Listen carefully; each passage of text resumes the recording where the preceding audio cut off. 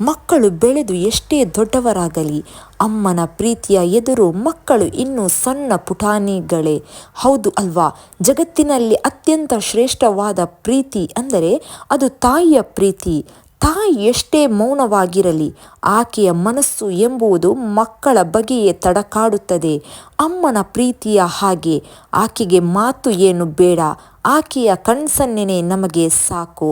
ನಾನು ನಿಮ್ಮನ್ನು ತುಂಬ ಪ್ರೀತಿಸುತ್ತೇನೆ ಎಂದು ಆಕೆಯು ಯಾವತ್ತೂ ಹೇಳುವುದಿಲ್ಲ. ಆದರೆ ಅವಳ ಪ್ರತಿ ದಿನದ ಚಿಕ್ಕ ಕೆಲಸಗಳಲ್ಲಿ ಅವಳ ಪ್ರೀತಿ ನಮಗೆ ಎದ್ದು ಕಾಣುತ್ತದೆ. ಆದರೆ ಈ ತಾಯಿ ಪ್ರೀತಿಯನ್ನು ನಾವೆಂದು ನಿರ್ಲಕ್ಷ್ಯ ಮಾಡಬಾರದು. ನಿರ್ಲಕ್ಷ್ಯ ಮಾಡಿದರೆ ಏನಾಗಬಹುದು ಎಂಬುದನ್ನು ಒಂದು ಸಣ್ಣ ಕಥೆಯ ಮೂಲಕ ನಿಮಗೆ ತಿಳಿಸಿಕೊಡುತ್ತಾ ಇದ್ದೇನೆ. ಈ ಕತೆ ರಘುವಿನ ಕತೆ. ರಘು ಮಾತನಾಡುತ್ತಿದ್ದ ಯಾರ ಜೊತೆ? ತನ್ನ ಅಮ್ಮನ ಜೊತೆಯಲ್ಲ, ಮೊಬೈಲ್ ಜೊತೆ, ಸ್ನೇಹಿತರ ಜೊತೆ, ಜಗತ್ತಿನ ಜೊತೆ. ಪ್ರತಿ ಬೆಳಿಗ್ಗೆ ಅಮ್ಮ ಅವನಿಗೆ ಇಷ್ಟವಾದ ದೋಸೆ ಮಾಡುತ್ತಿದ್ದಳು. ಚಟ್ನಿ ತಯಾರಿಸಿ, ಕಾಫಿ ಹಾಕಿ ಮಗ ಎದ್ದೇಳುವ ತನಕ ಬಾಗಿಲ ಮುಂದೆ ನಿಂತು ಕಾಯುತ್ತಿದ್ದಳು.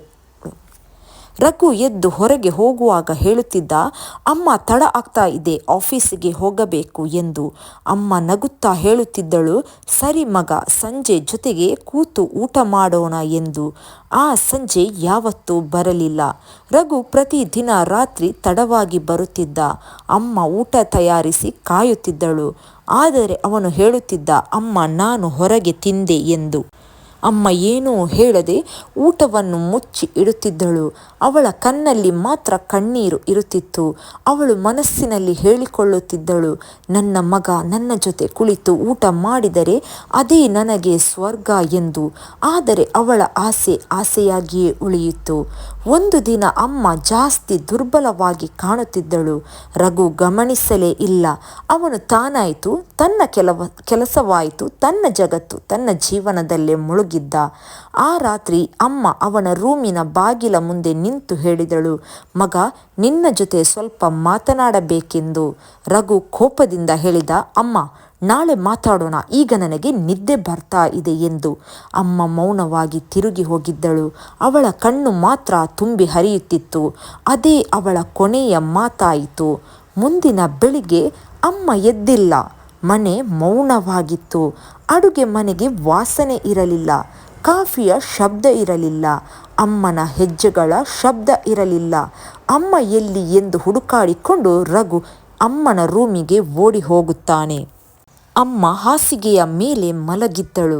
ಈ ಬಾರಿ ಅವಳು ನಗಲಿಲ್ಲ, ಮಾತಾಡಲಿಲ್ಲ, ಉಸಿರಾಡಲಿಲ್ಲ. ರಘು ಕಿರುಚುತ್ತಾನೆ, ಅಮ್ಮ ಎದ್ದು ಬಾ, ನಾನು ಈಗ ನಿನ್ನ ಜೊತೆ ಮಾತನಾಡುತ್ತೀನಿ ಎಂದು. ಆದರೆ ಅಮ್ಮನ ಮೌನ ಮಾತ್ರ ಉಳಿಯಿತು. ಡಾಕ್ಟರ್ ಹೇಳಿದರು, ಹೃದಯಾಘಾತ. ನಿಮ್ಮ ಅಮ್ಮನಿಗೆ ಹೃದಯಾಘಾತವಾಗಿದೆ. ಒಬ್ಬಂಟಿತನ, ನೋವು, ಮನಸ್ಸಿನ ಒತ್ತಡ ಅವರನ್ನು ಈ ರೀತಿಯನ್ನಾಗಿ ಮಾಡಿದೆ ಎಂದು. ಆ ಮಾತು ರಘುವಿನ ಮನಸ್ಸನ್ನು ಚೂರಿಯಂತೆ ಕತ್ತರಿಸಿತು. ಅವನು ಅಮ್ಮನ ಫೋಟೋ ಮುಂದೆ ಕುಳಿತು ಅಳುತ್ತಾನೆ. ಅಮ್ಮ, ನಿನ್ನ ಮೌನವನ್ನು ನಾನು ಕೋಪ ಎಂದು ಅರ್ಥ ಮಾಡಿಕೊಂಡೆ, ಆದರೆ ಅದು ಪ್ರೀತಿ ಅನ್ನೋದು ಈಗ ಅರ್ಥ ಆಯಿತು. ಅವನು ಅಡುಗೆ ಮನೆಗೆ ಹೋಗುತ್ತಾನೆ. ಅಲ್ಲಿ ಒಂದು ತಟ್ಟೆ, ಒಂದು ಚೀಟಿಯಲ್ಲಿ ಬರೆಯಲಾಗಿತ್ತು, ಮಗ ನೀನು ಖುಷಿಯಾಗಿದ್ದರೆ ನನಗೆ ಅದೇ ಸಾಕು ಎಂದು. ಆ ಸಾಲು ಓದಿದ ರಘು ಅಮ್ಮನ ಹೆಸರನ್ನೇ ಕರೆಯುತ್ತಾ ಬಿಕ್ಕಿ ಬಿಕ್ಕಿ ಅಳುತ್ತಾನೆ. ಆ ದಿನದಿಂದ ರಘು ಪ್ರತಿ ದಿನ ಊಟ ಮಾಡುವ ಮುನ್ನ ಅಮ್ಮನ ಫೋಟೋ ನೋಡುತ್ತಾನೆ. ಮೌನವಾಗಿ ಹೇಳುತ್ತಾನೆ, ಅಮ್ಮ ನಾನು ಈಗ ನಿನ್ನ ಜೊತೆ ಊಟ ಮಾಡುತ್ತಾ ಇದ್ದೀನಿ ಎಂದು. ಆದರೆ ಏನು ಪ್ರಯೋಜನ? ಅಮ್ಮ ಬದುಕಿದ್ದಾಗ ಸಮಯ ಕೊಡಿ, ಇಲ್ಲದಾಗ ಅಮ್ಮನ ನೆನಪು ಮಾತ್ರ ನಮ್ಮ ಜೊತೆ ಉಳಿಯುತ್ತದೆ. ಅಮ್ಮನ ಮೌನ ಇದೆಯಲ್ಲ, ಅದು ಜಗತ್ತಿನ ಅತ್ಯಂತ ದೊಡ್ಡ ಪ್ರೀತಿಯ ಭಾಷೆ. ಹೌದು ಸ್ನೇಹಿತರೆ, ಇದು ಅಮ್ಮನ ಪ್ರೀತಿಯ ಬಗೆಗಿನ ವಿಡಿಯೋ. ಈ ವಿಡಿಯೋ ನಿಮಗೆ ಇಷ್ಟವಾದಲ್ಲಿ ನನ್ನ ಚಾನೆಲ್ ಸಬ್ಸ್ಕ್ರೈಬ್ ಮಾಡಿ, ಲೈಕ್ ಒತ್ತಿ. ಧನ್ಯವಾದಗಳು.